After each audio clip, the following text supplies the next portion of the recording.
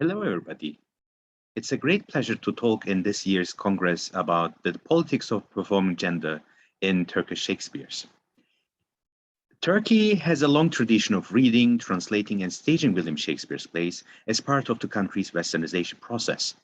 In the early years of the Turkish Republic, the theaters, among many artistic forms, were seen as a means to naturalize the progressive revolutions of the Republic to a wider audience, which manifested itself in the most apparent way in the legal introduction of female Turkish and Muslim performance on the stage.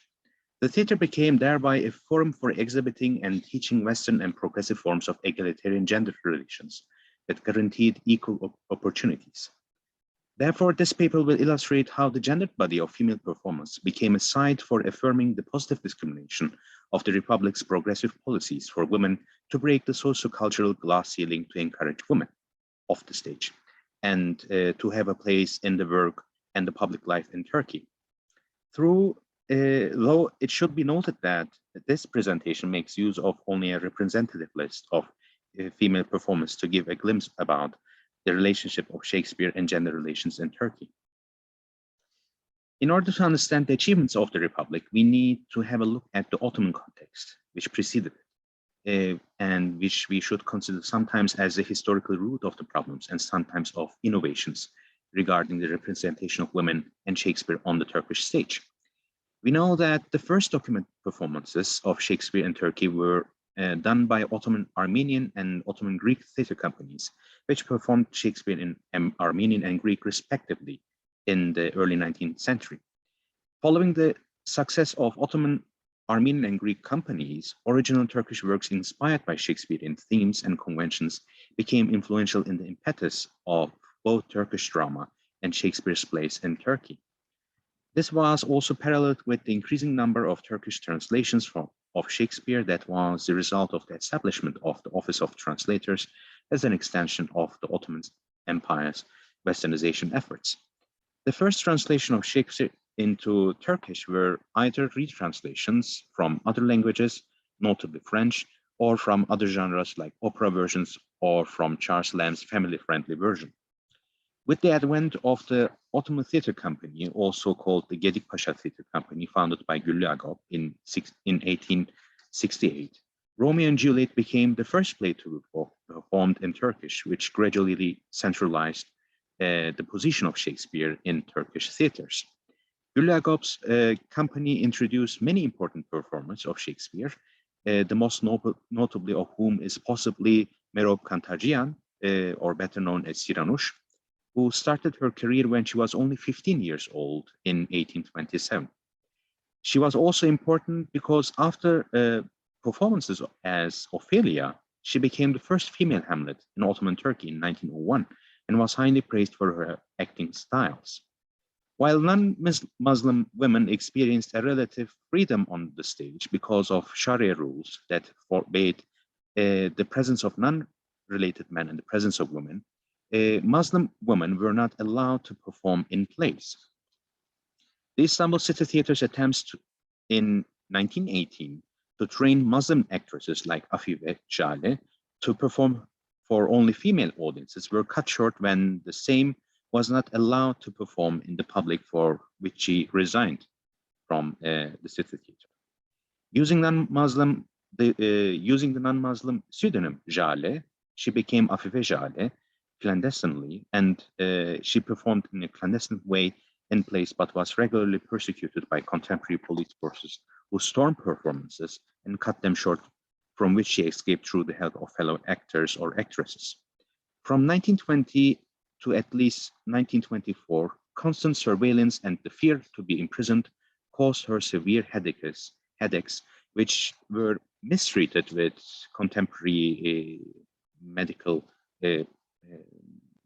issues like through morphine, and caused her to spend extensive time in mental asylums, which prevented her from further pursuing her acting career. Despite the fact that gender discrimination was still felt in the early years of the Republic, with the founding father Mustafa Kemal Atatürk's personal insistence, female performers were legally allowed to perform on the public stage. When Atatürk watched a play in Izmir in July 1923, He asked that the female roles should be performed by Turkish women, upon which Bedia Muvahhit, who was the first Muslim silver screen actress in Turkey, volunteered while being an audience member in the same play. After continuing to act in subsequent plays in Izmir, Bedia Muvahhit officially started her theater career by performing Desdemona in Shakespeare's Othello in December 1923, which was directed by the famous Muhsin Ertuğrul, who popularized Shakespeare through his efforts in the city and state theaters. As part of the Greco-Turkish peace in the early years of the Republic, Bedia Muvahhit performed the same role in Greek to a Greek delegate that arrived in Turkey in 1930. This was followed by the performing in Othello productions, which was performed by Turkish and Greek performers in Greece in 1931 as part of diplomatic relations. Among many other plays, she performed in several Shakespeare productions such as Hamlet, Twelfth Night, and The Merchant of Venice. She continued her acting career in the Istanbul City Theatre until her retirement in 1975 and translated several plays into Turkish and illustrated one of the earliest instances on how the Republic valued the presence of women in the public life and how Shakespeare was instrumentalized in domestic and international politics by the Turkish Republic. Bedia Muvahhit paved the way for several generations of female performers who had a close relationship with Shakespeare's plays. While her contemporaries like Cahide Sonku, who impersonated Desdemona and Ophelia in the 1930s, turned to the cinema, and Neyere Neyir, a co-star alongside Muvahhit and the wife of Muhsin Ertuğrul, lost her life at a very young age, other female performers were soon to follow. One of the most prominent of the subsequent generation actresses was Yıldız Kenter, who became one of the greatest performers and educators of drama in Turkey.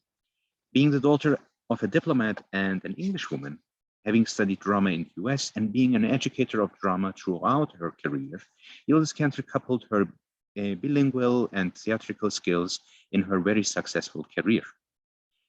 Having formed the Kenterler Theater together with her brother Müşfik Kenter and her husband Şükran Güngör, Yıldız Kenter has performed in many award-winning plays and taught a great majority of contemporary Turkish performers. But her career as performer did not start in a smooth way, especially because men felt the need to explain how a woman should perform Shakespeare in Turkey. Here is a part of Lütfi Ay's unfair review of her performance of Olivia in Shakespeare's Twelfth Night in 1948. Yıldız Kenter could not express the sadness that Olivia was buried in. She almost gave the impression of a hysterical woman who would take Viola by force and lock her in her room, and therefore, despite her beautiful looks, Yıldız Kenter could not portray her role with the grace it required. Trying to mansplain how Olivia should be performed lays bare how, despite the many advancements in the place of women in Turkey, especially through the theaters, and especially after the foundation of the Republic, spokespersons of fragile masculinity tried to minimize female intellect and female presence. Yet a letter written by Yıldız Kenter's mother might indicate why Kenter continued with her acting career despite the negative comments that followed her first performance. Yıldız, you are the apple of my eye, my daughter. Today is a blessed day that you took your first step in your career. I say blessed because to start an acting career as a lead role in a beautiful work of a genius like Shakespeare has been the luck of few people. But let this beginning not make you proud. On the contrary, let it connect you to more work and constant humility. Actually, I expect this from your honest and strong character. I wish with all my heart that today will be a happy day in your life. I wish you success, health, and happiness from God, my child. The founding principles of the Turkish Republic for egalitarian gender relations and her mother's support, despite the overwhelming power of patriarchal forces, has strengthened Yıldız Kenter's determinism to continue her career, perform in several other productions of Shakespeare, like a well-received performance in Hamlet in 1959, and teach many future performers and directors in Turkey. Among the actresses after Yıldız Kenter's generation, Ayla Algan is another important actress whose fortunes have been based on how the Republic supported immigrants. Being the daughter of an immigrant from Crete, her merchant father's economic needs, along with his and her artist mother's support, Ayla Algan's acting career also was supported by her late husband, with whom she studied at New York Actors Studio's Repertory Theater of Broadway until 1961. Becoming one of the several Turkish female Hamlets, Ayla Algan's performance of Hamlet and Ophelia in the 1961 and 1965 seasons in Istanbul City Theatre's productions of Shakespeare's Hamlet were much acclaimed. Following Muhsin Ertuğrul's resignation from the Istanbul City Theatre, Algan also resigned and founded the Language and Culture Center, where several important feature performers and directors were trained. While her acting career continued in the theaters, both in Turkey and abroad, like in France, Germany, and other countries, Algan also performed in films and also took active part in the music industry as a singer and composer, especially in the 1970s. Formally retiring from the Istanbul City Theatre in 1999, Algan still continues performing in theaters and also in TV series and movies. Though, of course, heavily based on her own diligence, Algan's acting career illustrates how the Republic enabled her to express herself freely and in a versatile way.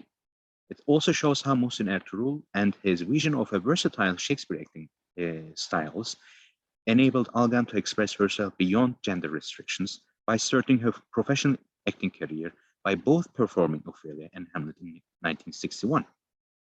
Some illustrative examples of Algan's contemporaries and subsequent important female performers of Shakespeare's plays in Turkey are as follows.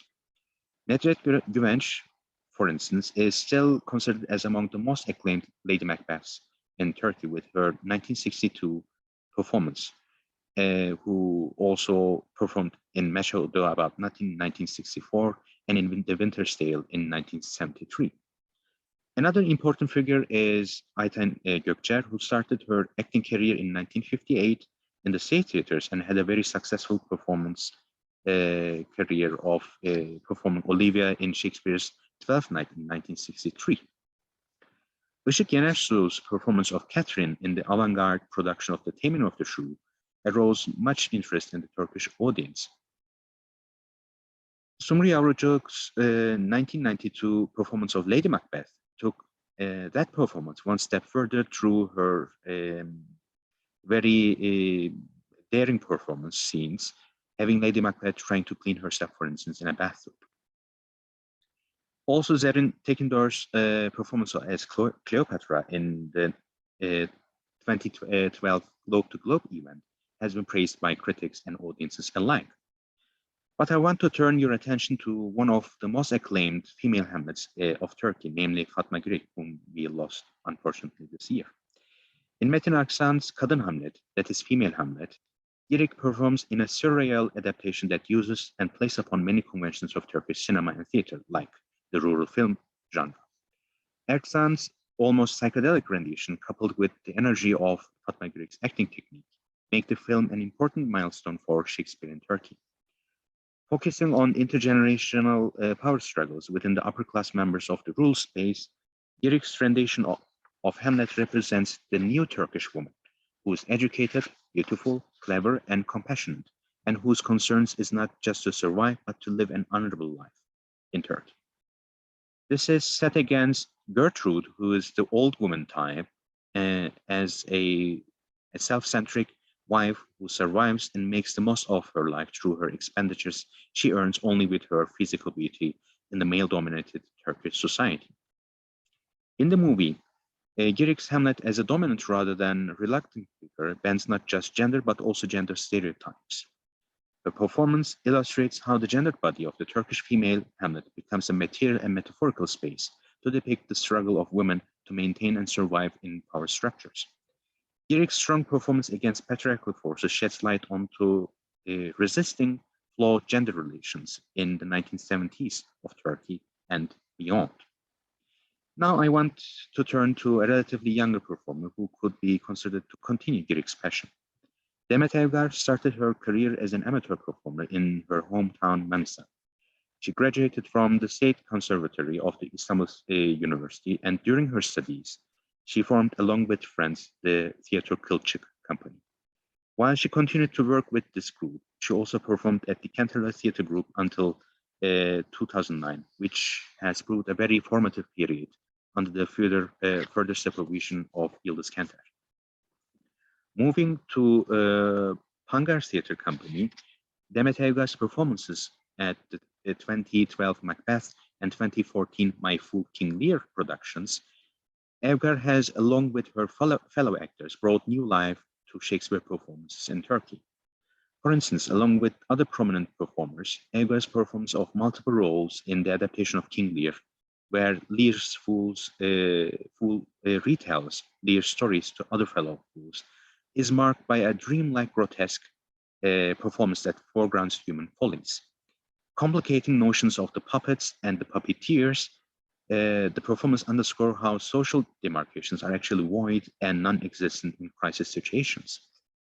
The possibility of Demet Evgar's rise into a successful performer is a direct consequence of the general spirit of the Turkish Republic, led by Mustafa Kemal Atatürk, who conceptualized it as an institution that is, quote, there for those who have nobody, unquote.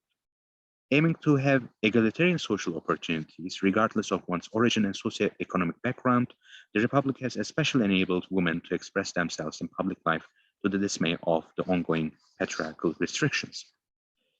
But Shakespeare is not just an urban elite entertainment for the relatively well-to-do women in Turkey, but also through rural theater companies is used to emancipate rural women. For instance, the documentary about the performance process of staging King Lear as Kraliçe Lear not only shows how Shakespeare's plays can be domesticated, but it also shows how they can be democratized. Being an all-female and rural traveling theater, the performance of the Arslanköy Theatre Company gives new insights to what extent Shakespeare might be considered universal. Directed by Pelin Esmer, the documentary tells the story of Fatma Fatih as Lear, Behiye Yanık as Cordelia, Cennet Güneş as Goneril, Zeynep Fatih as Regan, and Ümmü Kurt, who is a substitute player in the performance.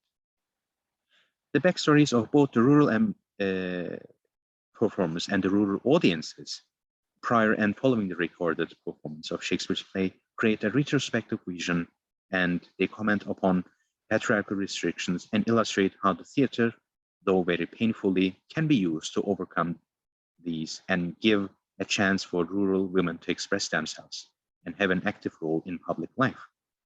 Thus, Shakespeare in Turkey is not just used by and for urban audiences, but also by rural ones as a means to ease and enhance gender relations. To conclude, with the advent and gradual progressive policies of the Turkish Republic, women have been able to express themselves freely while performing Shakespeare on the Turkish stage. Women have performed Shakespearean roles either as female characters or major male characters in gender-light productions. But of course, there is a need for documentation for the recognition of the impact of Shakespeare for positive gender politics in Turkey, which my project, Turkish Shakespeares, aims to.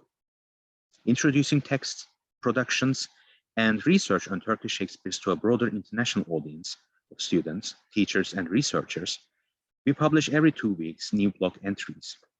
Through short descriptions and links to productions and adaptations, and compiling a bibliography with hyperlinks of secondary works on Shakespeare in Turkey, we intend to illustrate how Turkish Shakespeares and the socio-political history of Turkey have affected each other. So please subscribe to our project.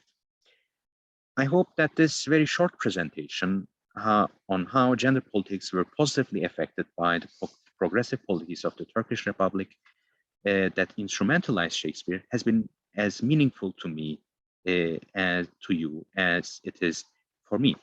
Thank you very much.